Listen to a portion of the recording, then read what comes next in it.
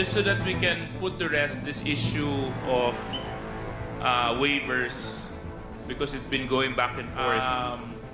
Will the former president be okay that the waiver now, that it be signed tomorrow? Will you be fine with that, Mr. President? Anong kapalit, sir? Hindi. Sampalin ko siya sa publiko. Hindi. Wala naman. Ngayon na. Wala pong ganunan. Chairman. I'll give you no. Sasampalin ko sa Chairman. Session suspended. Session suspended.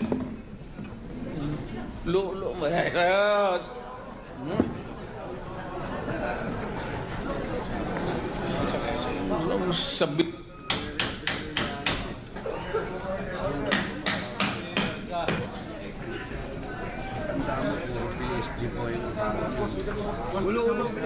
Totoo lang maski isa, I will hang myself in front of you. You can summon, I will sign a waiver, all banks. Pati yung World Bank ng Amerika, kung may isang totoo lang nakiting, I will resign and I will ask my daughter to resign and everybody in the family. That is my guarantee. And I will hang Former myself. President be okay that if we draft the waiver now, that it be signed today instead of tomorrow? Will you be fine with that, Mr. President? Anong kapalit, sir? Hindi. Sampalin ko siya sa publiko. Hindi. Wala naman. Ngayon na. Wala pong ganunan. Chairman. I'll give you no. Sasampalin ko sa Mr. Chairman. Session suspended. Session suspended.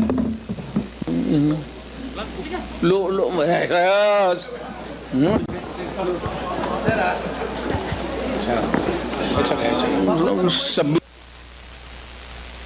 Order, please. Order. Go ahead, Mr. Trillanes. So, ito po ang sige, doon po sa mga unang slides muna.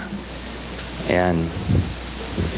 So, ito po yung mga bank accounts na nakalap ko po ito noong 2016. Tapos, ito po ay na-validate na ng Ombudsman na kaparehas nga nung naisumite ng AMLAC sa kanila. Kaya, ano po tayo? Kumpiyansa po tayo sa provenance nitong dokumentong ito. So, sige po, next slide. Ito po yung mga iba't ibang mga pumasok na pagkapirahan kay accounts ni Duterte. Tapos, sige po, next slide. Ayan. So, ang total po ng mga credits na pumasok ay 2.4 billion. No? Ngayon, kung ano talaga yung actual total, malalaman po natin yan pagka binuksan po yung accounts. Ngayon po ito, no?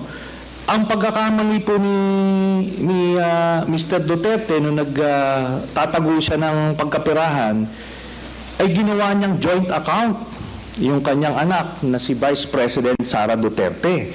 Kaya ito po ay alam po naman natin na exempted sa Bank Secrecy Law ang impeachment. So lalabas po yan lahat.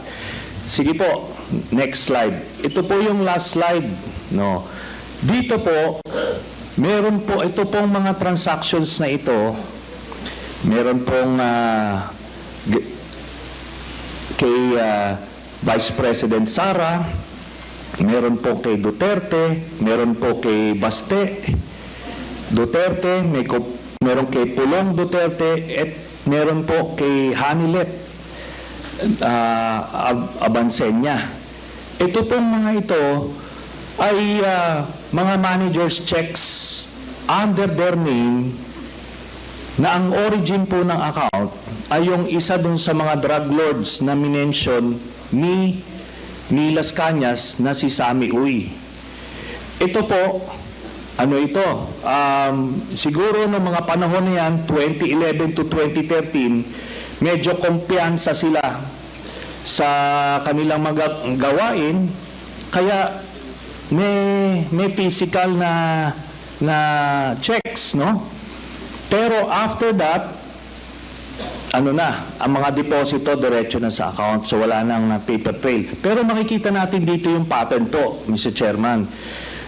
nagdidibidendo yung drug lord doon sa pamilya nila Duterte tuwing October at April, no? Kaya sunod-sunod po yan.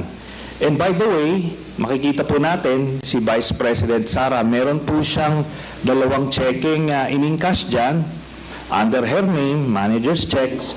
Tapos ito po ay while she was mayor, no? Kaya yan ay direct bribery, no? Tapos proceeds of the illegal drug trade. Ito po ang naging pruweba natin. Kaya nung cross match po namin yung dokumento na kuha namin at dito sa mga personalidad na minention po ni Arturo Las Cañas, na-confirm namin yung kanyang istorya.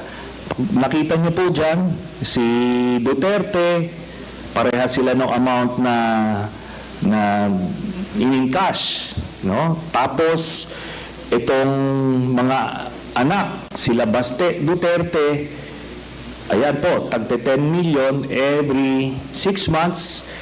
Kay Pulong Duterte, meron din. Ngayon po, lahat ito ay hawak yan ng mga bangko mismo. Meron silang physical copy, meron silang soft copy netong mga sinasabi na ito. Kaya hindi po yan pwedeng i-deny lang kasi alam naman natin yung mga estilo ni Duterte, mag-a-admit konti pero magde-deny to confuse everyone. Pero ito po yung smoking gun, Mr. Chairman. So, yan po, we concluded na peke talaga ito. Ginagawa niya yung war on drugs para proteksyonan niya yung sindikato niya na sina Michael Yang, Sammy Uy at Charlie Tan. So, kaya po nung sa Davao pa lang pinapatay po nila yung kompetensya. Tapos nung sila na ang presidente, ginawa nilang National Death Squad, ano, yung nangyari. Tapos si Leonardo nga po yung ginawa niyang point person.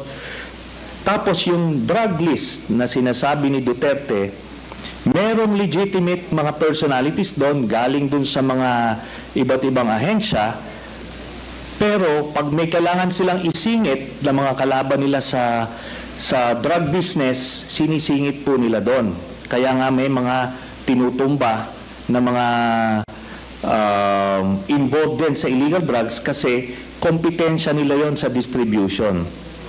Kaya yan po, lahat na yan ay napagtagpi-tagpi namin. So, kaya that would explain kung bakit protektado si Michael Yang kahit na may report itong si Colonel Asierto. Tapos hindi lang po yan, nung nilabas po yung report na yon, sa sobrang pagproteksyon nila kay Michael Yang, yung mismong gumawa ng investigasyon, yun yung gustong ipapatay at sinampahan ng kaliwat kanang kaso. Kaya makita natin dun sa mga drug lord na hindi kasabwat sa sindikato ni Duterte, ano siya, porsigido siyang patayin. Pero doon sa kanilang grupo, itong mga ito na mention, Michael Yang, Charlie Tan at Sammy Uy, protektado hanggang ngayon. Ni nga si yung PDEA director ni Duterte na si Wilkins Villanueva, ni hindi nga masama sa drug list hanggang after 2022 si Michael Yang. Yun po ang dahilan kasi binilin po sa kanya yan ni Duterte. Salamat po. Mr. Chair. Yeah, please proceed, Congressman Teves. May I ask the former President kung alam niyo po ba na kinasuhan po ni former Senator Trillanes sina Congressman Paulo Duterte, Attorney Mans Carpio for drug smuggling? Hindi ho.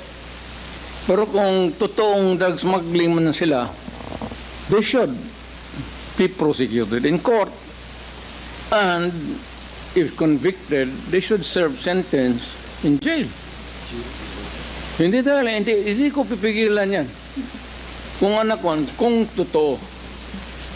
Ngayon, yung narration dito ni Hindi ko kilala itong taong to. Forgot his name. Your Honor, if there is an iota of truth, iota lang, baski konti lang, you can find out,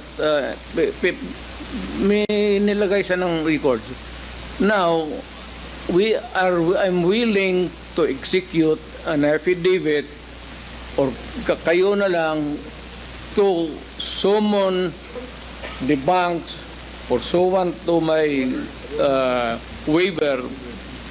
Kung may totoo lang maski isa, I will hang myself in front of you. Ng alibay. Pero ito po, I'll be presenting later on, Mr. Chairman, a video of his actual admission of these accounts. No? So, ito naman pong mga cheque na in-encash, in-extract lang namin from that long list. Mga managers' checks po yan, hindi nawawala sa system po yan. And later on, ano rin yan, exempted sa impeachment cases, kaya pwede po lumabas yan, ipepresenta po yan. That's the smoking gun ng proceeds of the illegal drug trade ng Duterte crime family. Salamat po, Chairman. Thank you very much, Sir, I have to Senator respond Trillanes. to it. This Former guy President, is with all due respect, I'll have to follow the rules.